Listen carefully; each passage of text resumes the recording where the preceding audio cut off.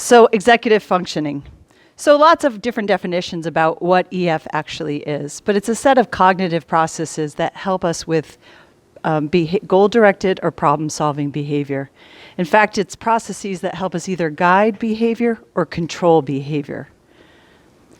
And I like to think of it also as skills that help us prepare intrapersonally or internally for what we need to do externally. Now, I don't know about you, but when I went through school 150 years ago, there was nothing about my interior landscape. It was all about what I was giving out. Now, think about us as humans. Think about what we need to organize internally to be able to produce externally, yet hardly any of our time is spent focused on that. And even when there's challenging behavior, I'm child A and I hit you, the focus is on, look how you made her feel. Look how she is experiencing it. Look what you did to her.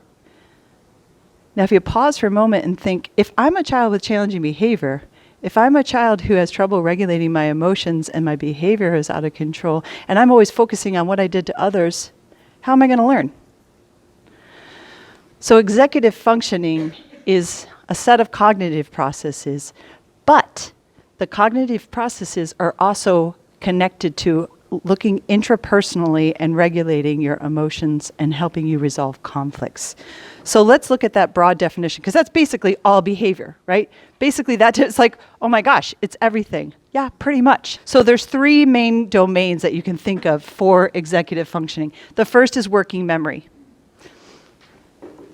So working memory, a great way to think about it is like a little desk in your brain that you put stuff on for short periods of time because you're going to use it, you're going to act on it.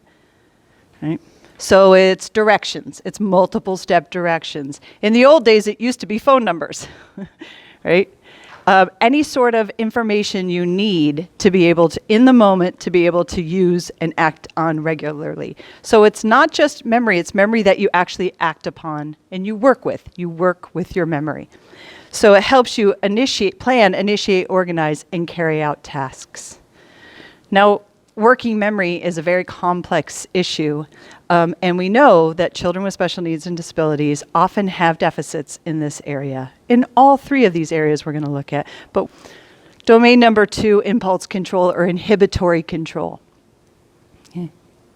Inhibitory control, pausing to think before acting. There's a great quote by, it's accredited to Viktor Frankl, but they're not really sure who said it. Freedom is the space between stimulus and response. And think about that for us as adults.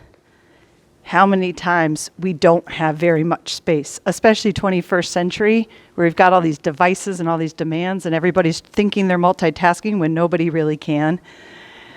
So the space gets very, very small.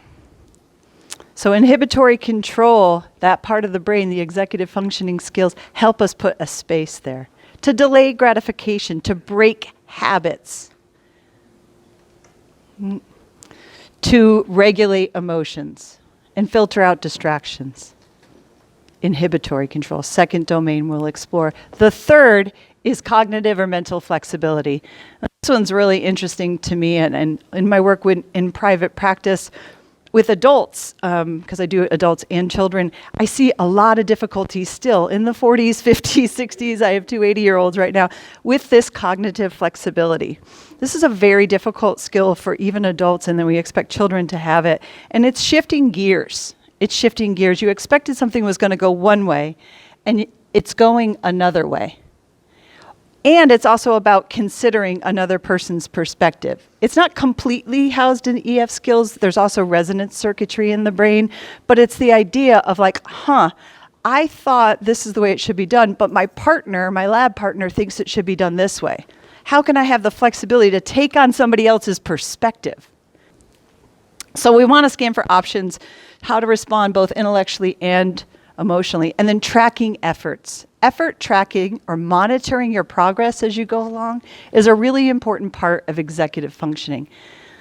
And why I like this aspect of executive functioning too is it's not relying on your teacher to track your efforts. Now you give them their final grade, but as they're working, they're keeping an eye on monitoring their efforts and knowing where they think they're feeling strong, understanding where they might have need to take a second look, monitoring my efforts.